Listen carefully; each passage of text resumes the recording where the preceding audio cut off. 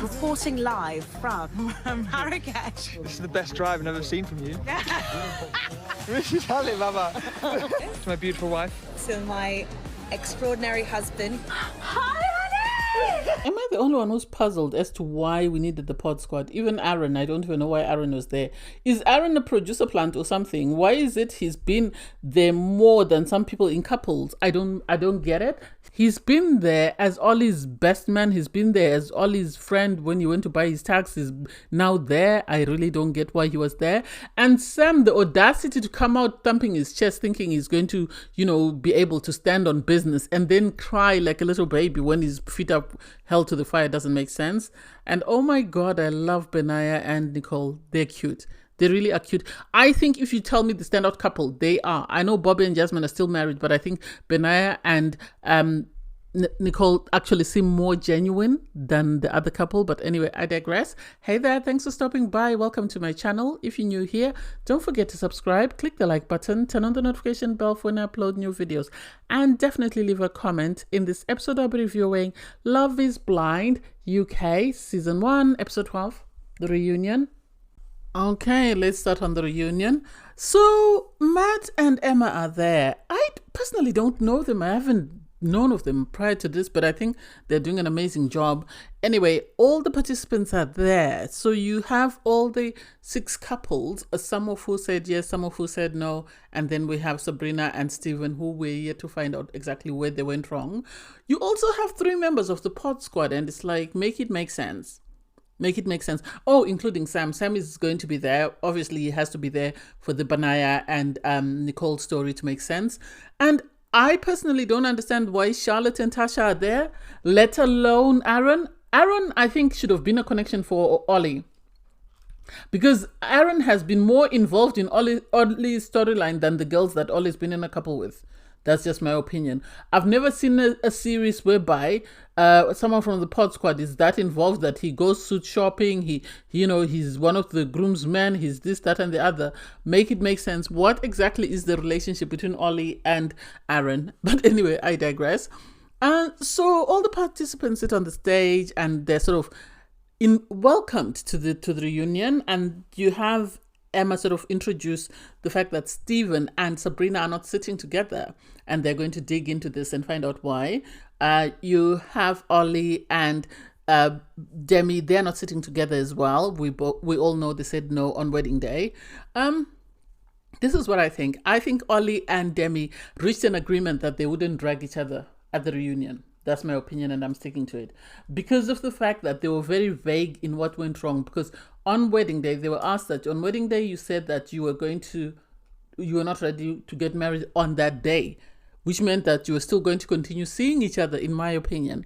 And you have Demi say, well, after that, I then realized that Ollie wasn't my person. So I then moved in with my mom and dad just to regroup and sort of rebuild myself back up. And now I'm in the best shape of my life. And, I'm very happy with who I am. And it's like, what went wrong after the 2 of you said no? You said not today. So what happened afterwards? What happened after not today? This is what we want to find out. And they were very vague about it. When Ollie is asked, he sort of make, jokes about it. And then he brings in the comment that Catherine made where she said that, she doesn't think that Ollie is going to like, Demi. And it's like, okay, this is something else that we have to unpack. And Catherine, for her, on her part, is her own worst enemy, because instead of apologizing and saying, I didn't mean any malice, I just said it, it's something that I just said because I felt, and given an excuse as to why she felt that way. But sadly, because she tried to pretend like she wasn't, she didn't mean any harm, she didn't this, Demi then jumped in and called her out and said, what did you mean? You had Jasmine jump in, because Ollie's saying that the women that he's dated in the past all look like Demi. None of them look like Catherine. And it's like, oh my God, this is messy. This is really messy. And sadly for Catherine, she now tried to use tears to get herself out of trouble because she realized that she screwed up. Instead of, once everybody called her out, instead of her apologizing, Matt had to drag her out of the mud because she kept sinking deeper and deeper. And it's like, make it make sense. Just apologize. Just tell these people you're sorry and they will forgive you and move on. But the more you try and hide, the more you try and pretend to be innocent and mean no harm, this is why they're dragging you like that. You had Charlotte. Charlotte was there. Well, Charlotte is very vague. She said, if it were not for Ollie, she doesn't know how she would have survived the last few weeks. And it's like, why? You were never featured outside of the day when the pod squad met. So what was Ollie shielding you from? What was he protecting you from? And Ollie, he said, the relationship is complicated. And it's like, what do you mean it's complicated? What is it? Tell us. I wish they were asked more questions about that. I wish they had poked and probed them more. Or maybe it's yet to come. I don't know. I can't wait to hear it. So next we have Sabrina and Stephen. What do I think?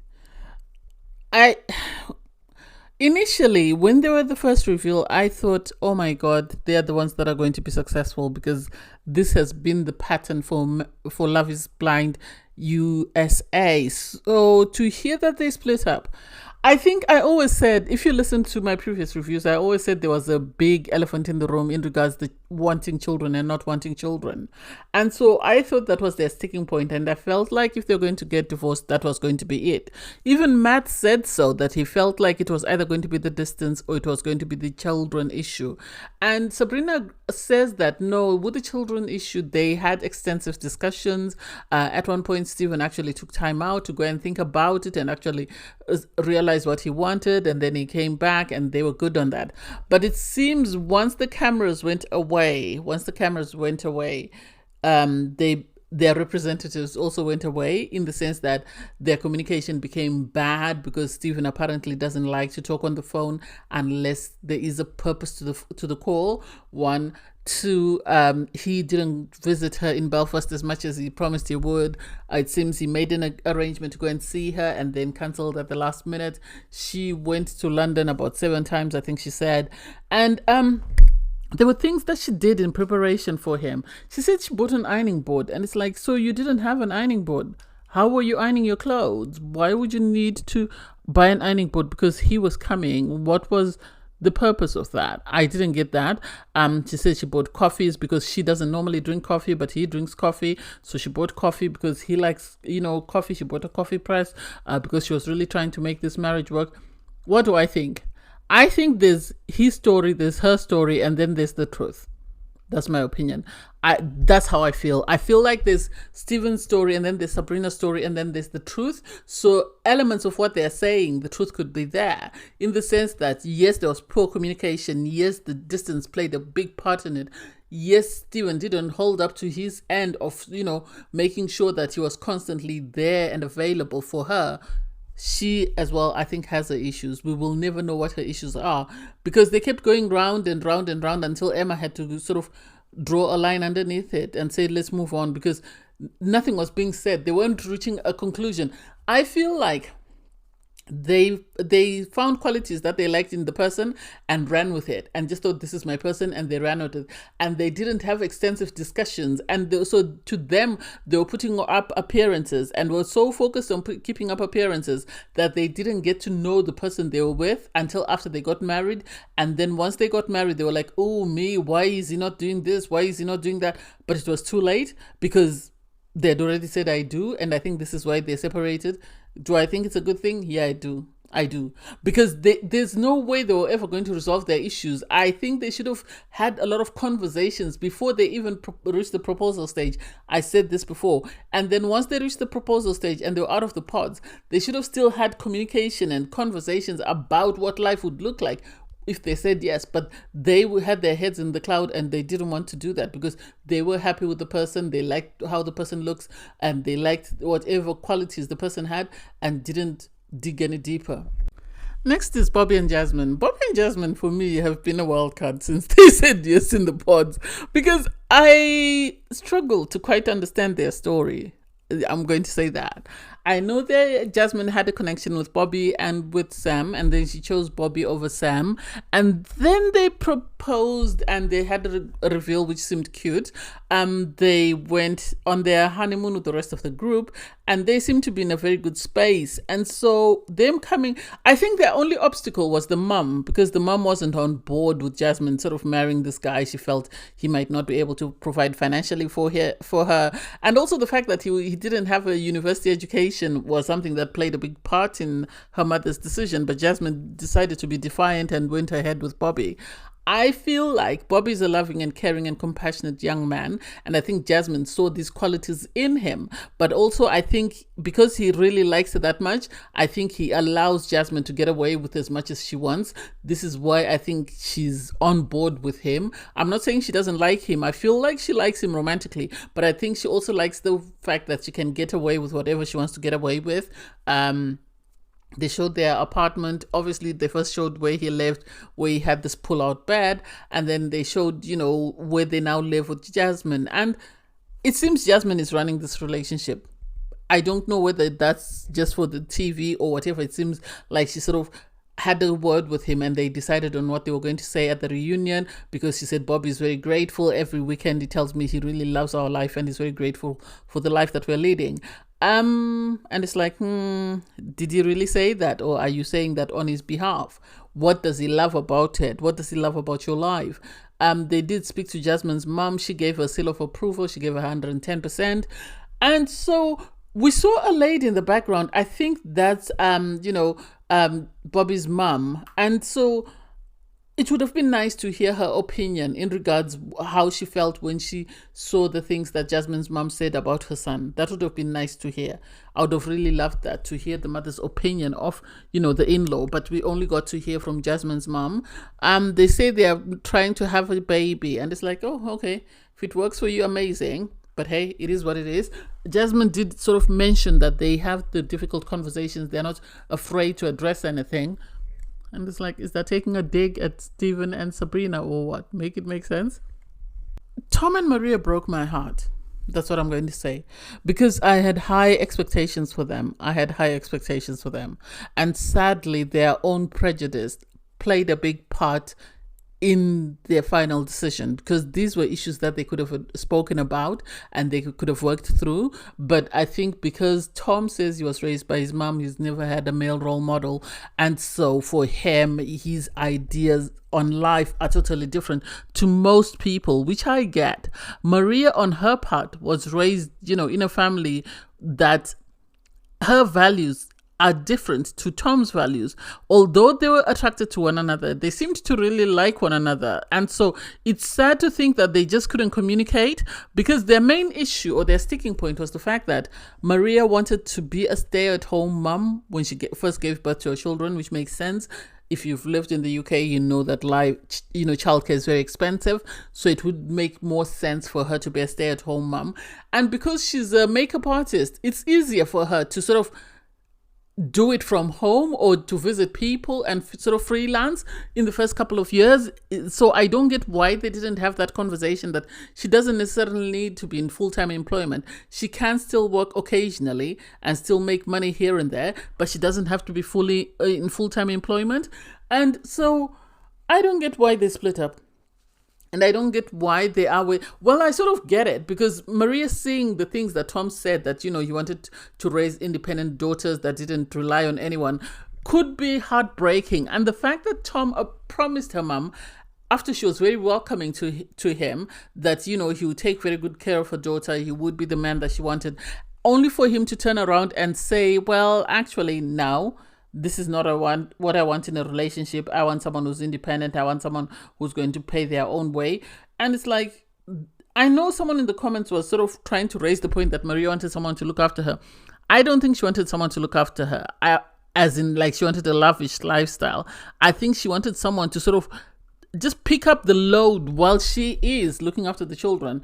And then when she goes back to work, then they can help each other, which makes sense, because at the end of the day, mat leave in the UK can be up to a year. It depends on your employer. So at the end of the day, she could have stayed at home for the first year or so and then gone back to work. And Tom, if he really wanted a family, could have afforded to look after his family for a year.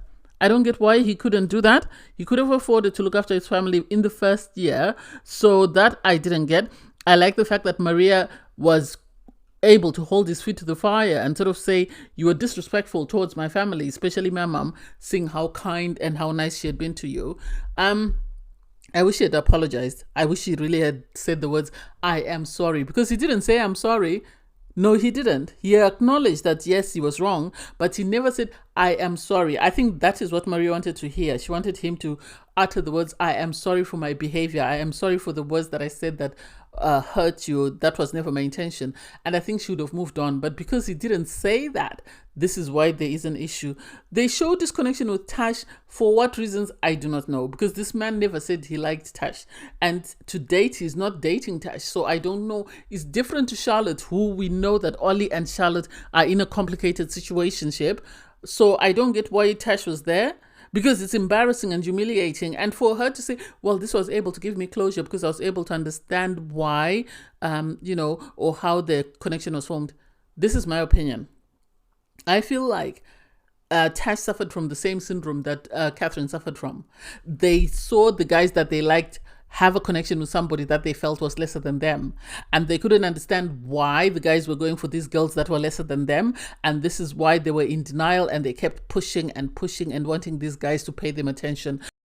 Especially Tash, to the extent that after someone was engaged and had gone away on a holiday, she still insisted on letting this man know that she loved him, irregardless of the fact that he had a fiance. So in my opinion, I don't want to use the racist card, but I feel like these women, I feel like Catherine and Tasha felt that they were better than Maria and Demi. And so this is why they couldn't understand why the guys were going for them. Next is Benaya and Nicole. Benaya and Nicole represent this sort of naive innocence that you can't help but love. You can't help but love them, in the sense that they are just two people that are madly in love with one another, and their outlook on life is totally different from everybody else. That's my opinion. Because they show us their year in marriage, and it's so cute because they've done a lot more. All we saw with Bobby and Jasmine was them and their apartment. Whereas with Benaya and Nicole, we got to see them travel. We got to see them in Marrakesh, and, they were traveling out and about. It seems he was going to a workplace and whatever.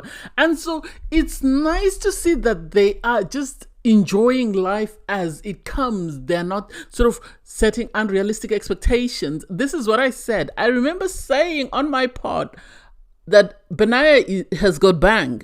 And people were criticizing me that just because, you think someone has got bank doesn't mean he's got bank. He's financing, or Nicole and him are financing this lifestyle. The money must be coming from somewhere. And I feel like Benaya's got bank. I'm going to say that. I feel like Benaya's got bank, and I feel like Benaya is able to provide Nicole the life that she needs, or the life that she wants. I think she as well has got a very good paying job, and so she's able to finance her own lifestyle. But it seems like they're in their own little paradise. They're traveling the world. They're getting to see everything, which reminds me of Zach and Bliss, because Zach and Bliss in their first year of marriage, they did a lot of traveling before they settled on and had their child. And so I wouldn't be surprised if the same happened with Benaya and Nicole. They then brought out Sam. For what reasons? I don't know. Sam must have gone to acting school before he presented himself on the show for this reunion, because he tried to make it seem like he was innocent, he was just there for love, and people are, using him as a scapegoat. He wouldn't apologize. You had to have, Demi say to him, you need to apologize to Nicole, because he was called out for his behavior, for the comments he made to Benaya, saying that, Nicole wanted to have sex with me when she came to my apartment. And he later accepted that he lied. And it's like, so seriously, you made up such a lie for what reason? Was your little boy ego that bruised that you had to lie on this woman? I don't get why he didn't own up to that. The fact that, he wouldn't own up to, his comments about saying he doesn't know whether he'll be able to carry Nicole. And it's like, you're not the best looking person. You really are not. You're not that good looking. You've had work done on yourself in order for you to look the way you do. So the audacity to think you can criticize other people doesn't make sense. It doesn't make sense. He came out all pompous and he left like a little boy who had been rained on. And I think he felt like he was going to be able to speak his truth and say whatever nonsense he wanted to say. So the idea or the audacity of the show to sort of drag him for filth, he didn't expect that. And for Demi to then tell him that he needs to apologize, I don't know why a grown person needs to be taught to apologize. He should be able to apologize on his own without someone sort of encouraging or prompting him to apologize. I'm happy that, Benaya and Nicola are in a good space. They seem very happy. They seem to be at peace. And every time they were asked about Sam, they complimented one another. And I think to them, they've decided to move on. They've decided to sort of underline, the topic of Sam, because as Benaya said, without Sam, they would have had a smooth sailing relationship, and it's a pity that he was sort of unsure of their connection, because we actually got to see a clip of them after their first meeting, and I think it was too good to be true. This is why they were both hesitant and were not sure whether the other person on the other side was putting on an act. It's a pity that Sabrina didn't take a page out of their book, but hey, it is what it is. Last up is Catherine and Freddie. What do I think? I think they both got away with murder. That's what I'm going to say, because I feel like there was a lot more issues that could have been addressed with the two of them. I feel like whether it's the producers or the editing, nothing was addressed in regards their sort of coupling. I know they did bring up the issues of Catherine being very snappy with Freddie and how that changed him, because he looked like he was walking on eggshells every single time. He looked like he was afraid to say anything in case he triggers her. And they did speak about the cheating comment, and she sort of tried to get herself out of trouble by saying, I didn't hold that against him. I just was someone who's been cheated on a lot. And it's like, why is it every single partner has cheated on you? What have you done or said that has made them cheat on you? Because you can't seriously have all your ex-partners cheat on you. Something's a bit off with that. Is it because they felt like you were cheating as well? Make it make sense. I like that Freddie's sister sort of spoke up and said she stands by her decision and the advice that she gave Freddie. She didn't feel like they were good for one another. Yes, they looked amazing together, but that was it, nothing else. And that's the truth, really. That's the truth. They look amazing together, but their connection was a bit off. The moment she started being snappy with him, that's when their connection went left, and that's when he should have run for the hills, because what's the point in staying in a relationship with someone who can't appreciate you for who you are? Do I think they should have been asked more questions? Yes. I think they should have asked Catherine about Sam and what happened with her and Sam. I don't know why Sam left before they discussed this, because when Sam came in, he ran and he sat in between Freddie and Catherine, and you could tell Freddie was uncomfortable. So it makes me question whether Catherine is actually seeing Freddie or what. I don't get it. Do I think they should have asked them more questions? Yes, they should. They should. And Freddie should have been asked more questions. Why is such a good-looking, well-accomplished young man like him single? Why? Make it make sense? I don't get it. Something is off with him as well. Whether it's because his family is very sort of in his business, as his sister was, or whether it's just there's something off about him. I don't know what it is, and I wish we had found out. I wish they had addressed it with Freddie so that we know why he's actually single. I might actually look at their post production interviews that they're doing, and maybe see if I can do a little review or a recap of those conversations or anything that comes up, because I feel like there were a lot more questions that needed to be asked, that should have been asked, and it's sad that nothing was asked. They said they'll remain friends for forever, and it's like, okay, but what is it about the two of you that made it not work? I know they spoke about the earrings, and Freddie said, he was doomed if he did and doomed if he didn't. So that's why he bought the earrings. I feel like there was a possibility Freddie would have said yes. But I think his sister speaking to him is the reason why he said no, because there's no reason why he would have bought earrings for someone he wasn't planning on marrying. That's just my opinion, and I'll stick to it. It was a great season. I really enjoyed it. I can't wait for after the altar, so we'll see what happens then. In the meantime, thanks guys for watching. Please don't forget to like, share, comment and subscribe, and click the link in my video to watch my review from episode 11. Bye guys.